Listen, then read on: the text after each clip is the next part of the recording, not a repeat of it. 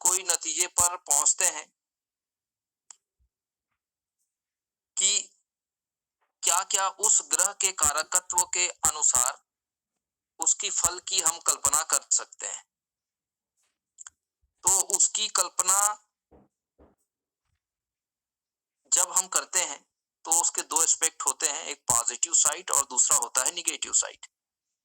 तो जब भी हमारे पास कुंडली आती है तो कुंडली का सबसे पहले हमको इसी आधार पर उसका विश्लेषण करते हैं कि कुंडली जो है वो किस तरह से उसको हम फलित करें। कुछ कुछ ग्रह होता है जो बहुत जल्दी रिजल्ट देते हैं, कुछ ग्रह जो है वो मध्य में रिजल्ट देते हैं, और कुछ ऐसे ग्रह होते हैं जो लास्ट में रिजल्ट देते हैं, जैसे शनिदेव। शनिदेव की जो महादशा होती है वो कुल 19 वर्ष की होती है। और जैसे कि अभी मैंने एक कुंडली शेयर की है, उसको आप देख सकते हैं। उसमें मैंने स्पष्ट रूप से जो लिखा हुआ है महादशानाथ और उसके बगल में अवधि के बारे में लिखा हुआ है, उसको आप जरूर देखिए। तो उससे आपको क्या होगा, ये महादशानाथ को समझने में आपको ज्यादा सहूलियत होगा। तो मैंने शनि के बारे में अभी बताया। शनि की जो दशा होती है वो 19 साल की होती है, अर्थात 3 ढैया होता है, 7.5 साल की एक ढैया, फिर उसके बाद दूसरा 7.5 साल की ढैया, अब सॉरी 7.5 और उसके बाद तीसरा जो 7.5 साल का जो ढैया होता है। तो इस तरह हम देखते हैं कि जो शनिदेव की जो ढैया या 7.5 जो होती है ना, वो 3 चरणों में होती है। और 3 चरणों में होने के बाद जो है महादशा के बाद फिर उसका अंतरदशा होता है, प्रत्यांतर दशा, सूक्ष्म दशा, प्राण दशा। तो इस तरह से हम ग्रहों की दशा के बारे में विचार करते हैं। तो शनिदेव जो है वो अंत में फल देते हैं, ठीक है। शुरू में बहुत तकलीफ देते हैं, प्रथम जो 7.5 होता है 19 साल का, 19 साल का जो दूसरा 7.5 होता है उसमें वो मध्यम फल देते हैं। मतलब हमारी इतनी ज्यादा परीक्षा हो जाती है और उस परीक्षा की इतनी पराकाष्ठा होती है कि हमें बहुत ज्यादा दुख और तकलीफ का सामना करना पड़ता है, क्योंकि परमात्मा की कृपा हमें तभी प्राप्त होगी जब हम कोई बहुत बड़ा परीक्षा से गुजरे। हम जैसे ही साधना आरंभ करते हैं वो शक्तियां जरूर हमारी परीक्षण करती है, हमारे अंदर कोई मनोविकार शेष तो नहीं है, जरूर इनके बारे में वो हमारा जजमेंट करती है। और जिस दिन हम उस दायरे में आ जाते हैं, उसकी कृपा के पात्र जिस दिन बन जाते हैं, हमारे अंदर के हमारे मन के सारे सारे मनोविकार जैसे ही दूर होते हैं, उस परमात्मा की ब्लेसिंग्स और कृपा जो है हम पर होना शुरू हो जाता है। तो इसी परीक्षा को हमको दिलाना होता है। जब भी हमें शनि की दशा, अंतरदशा, 7.5 महादशा लगती है तो हमारा जीवन में संघर्ष बढ़ जाता है। वो इसलिए संघर्ष बढ़ जाता है क्योंकि यही हमारा पास्ट लाइफ का जो कार्मिक साइकिल होता है ना, वो शनि ही हमको समझाता है। तो जो कष्ट आते हैं, जो तकलीफ आते हैं, वो केवल हमारे पूर्वजों के ही अनुरूप होते हैं। अगर हमारे अंदर कोई बहुत ज्यादा इगोइस्टिक नेचर है, या हम हमारे अंदर कोई ऐसा मनोविकार है जो हमको बहुत ज्यादा लोगों के लिए परेशानी का कारण बन रहा है, ठीक है, हम अपने आप को बहुत ज्यादा आंक रहे हैं लोगों से, तो इस तरह का जो अहंकार होता है, जो मनोविकार होता है, तो शनिदेव जो है उस मनोविकार को क्या करते हैं, दूर करते हैं। दुख दे करके, कष्ट दे करके, रोग दे करके, चोट चपेट एक्सीडेंट दे करके वो हमारे अहंकार को, हमारे मनोविकार को वो क्या करते हैं, दूर करते हैं। हमारे अंदर ईश्वर के प्रति तभी हमारे अंदर जब दुख आता है तभी हम उस परमात्मा के प्रति हमारे अंदर सच्ची जो समर्पण भावना है वो उत्पन्न होता है। तो इस तरह से ग्रहों का विशेष महत्व होता है। जैसे गुरु ग्रह के बारे में हम यदि बात करें तो गुरु ग्रह दशा के आरंभ होते ही हमको लाभ प्रदान करना शुरू कर देता है और दशा के अंत तक वो हमें लाभ प्रदान करते हैं। बुध जो ग्रह होता है वो दशा के मध्य में हमको लाभ प्रदान करते हैं। और जितने भी योग कारक ग्रह होते हैं, योग कारक ग्रह जो है जैसे उनका दशा शुरू होता है हमको उस दशा में लाभ प्राप्त होता है। जैसे मैंने पहले ही आपको बताया, पंचमेश की दशा में, लग्नेश की दशा में और भाग्येश की दशा में, जब ये दशा हमारे कुंडली में जब आरंभ होती है तो इस दशा में हमको वो तमाम चीज और तमाम सुख सुविधाएं जो है हमको प्राप्त होती है और उन सुख सुविधाओं की वजह से हमारे जीवन में बहुत ही सरलता और सहजता से हर काम जो है वो संपन्न होते हैं। तो चलिए अब हम आज का जो मुख्य टॉपिक है हमारा महादशानाथ के बारे में चर्चा कर ही लेते हैं। महादशानाथ में सबसे पहले महादशानाथ को जानने के लिए आपको कुंडली में चंद्रमा पर विचार करना होगा कि हमारे कुंडली में चंद्रमा कौन से नक्षत्र में बैठा हुआ है।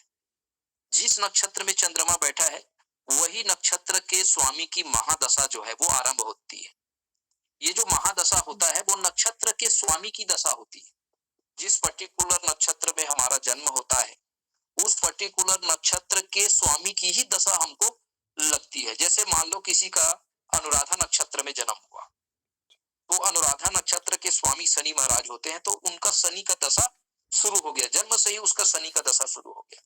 अब हमको ये देखना है कि शनि का कितना समय, शनि का कुल दशा होता है 19 साल, लेकिन जो हमको दशा लगा हुआ है वो कौन से चरण का है। तो प्रथम 7.5 साल 3 चरण में है, तो 19 साल को हम 3 चरण में डिवाइड कर देते हैं, तो 7.5 साल का एक एक चरण आता है लगभग। तो शनिदेव की उस दशा के अनुसार हम उन नक्षत्रों का भी ज्ञान हो जाता है। अनुराधा नक्षत्र बीच का नक्षत्र है, शनि का पहला नक्षत्र पुष्य नक्षत्र होता है, दूसरा नक्षत्र अनुराधा नक्षत्र होता है और तीसरा नक्षत्र होता है उत्तर भाद्रपद नक्षत्र जो मीन राशि में होता है। तो इस तरह से शनि के नक्षत्रों का यदि हमें ज्ञान हो जाए तो हम शनि की दशा और उसका जो समय है, जो भोग्य दशा होता है, भोग्य दशा का मतलब मान लो अनुराधा नक्षत्र में हुआ हमारा जन्म, तो हमने पहले से जो 7.5 साल है शनि का जो दशा है उसको हम भोग चुके हैं और हमको दूसरे 7.5 में हम प्रवेश किए हैं। तो इस तरह से हम शनि की महादशा का हम जानकारी प्राप्त करते हैं। जैसे सूर्य की दशा है, सूर्य की कुल दशा कितनी होती है, 6 वर्ष की होती है, ठीक है। तो 6 वर्ष सूर्य की दशा, तो 6 वर्ष सूर्य की दशा में फिर से 9 ग्रहों की दशा फिर से लगती है, अंतरदशा और अंतरदशा के बाद प्रत्यांतर दशा, प्रत्यांतर दशा के बाद फिर सूक्ष्म दशा और सूक्ष्म दशा के बाद प्राण दशा जो है वो प्रारंभ होता है, लगता है। तो इस तरह से हम देखते हैं कि ग्रहों की अपनी होती है। क्योंकि सूर्य को हम बाय नेचर समझते हैं, सूर्य एक क्रूर ग्रह होता है। सूर्य का जो तापमान होता है वो 1,00,000 डिग्री सेंटीग्रेड होता है। तो कहीं ना कहीं सूर्य की जब दशा लगती है तो वो सूर्य का नेचर या सूर्य की जो क्वालिटी होती है या सूर्य की जो एनर्जी होती है वो हमारे अंदर जो है हमारे ऑरा मंडल को क्या करता है, वो कनेक्ट हो जाता है। हमारा स्वभाव बिल्कुल सूर्य के जैसा हो जाता है। जिस किसी भी ग्रह की दशा लगती है हमारा जो स्वभाव है, मूलभूत स्वभाव है, वो उन ग्रहों के एनर्जी के अंतर्गत आता है। तो सूर्य की दशा जो है वो 6 वर्ष की होती है, तो 6 साल तक। और सूर्य का जो फल होता है वो भी हमको दशा लगने के बाद यदि सूर्य हमारे कुंडली में योग कारक है, पंचमेश है, सप्तमेश है या पंचमेश हो या फिर नवमेश हो या लग्नेश हो, तो उसकी दशा में हमेशा हमको शुभ फल प्राप्त होते हैं। क्योंकि सूर्य को हम क्रूर ग्रह कहते हैं, तो सूर्य की दशा में कुछ क्रूरता हमारे अंदर आ जाती है और सूर्य का जो संबंध है वो ईगो से भी लिया जाता है। तो बाय नेचर ईगोइस्टिक भी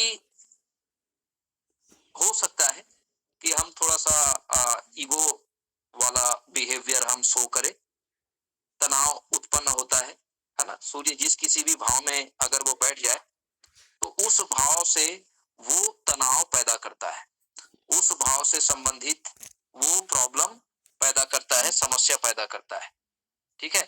उस भाव से संबंधित जो भी रिलेशन होता है उस रिलेशन में वो गर्मी पैदा करता है, तनाव पैदा करता है। यदि सूर्य सप्तम भाव में बैठे हो तो पति पत्नी के रिश्ते में वो तनाव पैदा करता है। तो दूसरा यदि हम बात करें तो चंद्रमा की दशा, तो चंद्रमा की दशा, चंद्रमा के 3 नक्षत्र होते हैं। एक होता है रोहिणी नक्षत्र, हस्त नक्षत्र और श्रवण नक्षत्र। इसकी जो अवधि होती है, महादशा की जो अवधि होती है, वो 10 वर्ष की होती है। अब इसको भी आप 10 को 3 से डिवाइड कर दो, 3 नक्षत्र होते हैं, तो 3 से डिवाइड करेंगे तो जो 3 भाग बनेंगे 10 वर्ष का, वो एक एक नक्षत्र का वर्ष होगा। तो सबसे अच्छी चीज क्या है कि जिस नक्षत्र में व्यक्ति का जन्म हुआ है, तो उसी नक्षत्र के स्वामी का ही उसको क्या लगेगा, महादशा लगेगा, है ना। जैसे हस्त नक्षत्र में किसी का जन्म हुआ है तो आप तुरंत जान जाएंगे कि उस व्यक्ति का जो जन्म हुआ है वो चंद्रमा के ही महादशा में हुआ है। तो नक्षत्रों को आपको याद करना है। एक कॉपी में आप सारे ग्रहों के नक्षत्रों को आप नोट कर लीजिएगा, और नोट करने के बाद उसको आप याद कर लीजिएगा। उससे आपको नक्षत्रों को पहचानने में, है ना, मदद मिलेगी, और आप तुरंत जान जाएंगे कि उस जातक का जो जन्म हुआ है वो कौन से नक्षत्र में हुआ है। उसके बाद आप कैलकुलेशन कर सकते हो। अगला है मंगल की। तो मंगल के 3 नक्षत्र होते हैं। कौन कौन से नक्षत्र होते हैं? मंगल का पहला जो नक्षत्र होता है वो होता है मृगशिरा नक्षत्र, दूसरा होता है चित्रा नक्षत्र, और तीसरा होता है धनिष्ठा नक्षत्र। मंगल का महादशा की जो अवधि होती है वो 7 साल की होती है। अब 7 साल को 3 नक्षत्रों में डिवाइड कर लो, तो उतने अवधि का एक एक नक्षत्र होगा। चलिए, अब हम मंगल को, क्योंकि हम क्रूर ग्रह मानते हैं, और मंगल की जब दशा लगती है तो हमारे अंदर लीडरशिप क्वालिटी पैदा होता है। मंगल हमको एक लीडर बना देता है। मंगल हमको बहुत ज्यादा एनर्जेटिक बना देता है। मंगल यदि कुंडली के पहले भाव, चौथे भाव, 7वें, 8वें और 12वें भाव में बैठे तो मांगलिक दोष भी बनाता है। मंगल की विशेष स्थिति के आधार पर हम मांगलिक दोष या मांगलिक योग के बारे में भी हम विचार करते हैं। चलिए, अगला है राहु की महादशा। तो राहु के भी 3 नक्षत्र होते हैं, और राहु के जो 3 नक्षत्र होते हैं उन 3 नक्षत्रों के ही आधार पर हम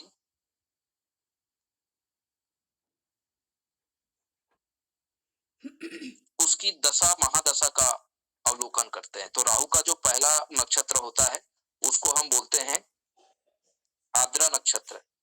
दूसरा इसका नक्षत्र होता है,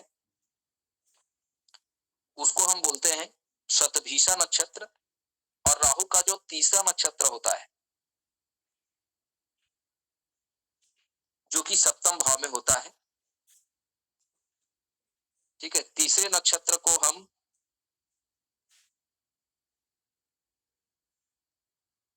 विवाह का नक्षत्र मानते हैं। और ये जो विवाह का नक्षत्र होता है वो कुंडली के सप्तम भाव में होता है।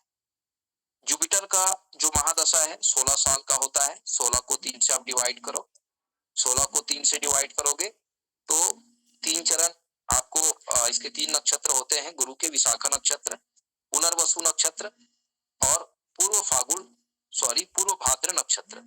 शनि के भी 3 नक्षत्र होते हैं, पुष्य नक्षत्र, अनुराधा नक्षत्र और उत्तर भाद्रपद नक्षत्र। ये 19 साल का इसका अवधि होता है। उसी प्रकार बुध का नक्षत्र जो प्रारंभ से ही हमको शुभ फल प्रदान करते हैं, 17 साल की अवधि होती है। और ये जो 17 साल होता है उसको 3 भाग में आप डिवाइड करो। बुध का जो पहला नक्षत्र होता है वो होता है आश्लेषा। आश्लेषा, और आश्लेषा के बाद आपका ज्येष्ठा नक्षत्र, और तीसरा जो है रेवती नक्षत्र। केतु का नक्षत्र, केतु के भी 3 नक्षत्र होते हैं। सबसे पहला होता है अश्वनी नक्षत्र, दूसरा मघा नक्षत्र और तीसरा होता है मूल नक्षत्र। इसकी अवधि 7 साल की होती है। और अंतिम है वीनस। वीनस की जो महादशा होती है वो 20 वर्ष की होती है। देखो, सबसे ज्यादा, ठीक है, कलयुग में सबसे ज्यादा यदि कोई चीज है तो वीनस, और वीनस के ही प्रीव्यू में सारे सुख सुविधाएं आते हैं। तो हमारे जीवन में जितने प्रकार के जो सुख सुविधाएं होती है, जो कंफर्ट जोन होते हैं, वो सभी वीनस के ही प्रीव्यू में आते हैं।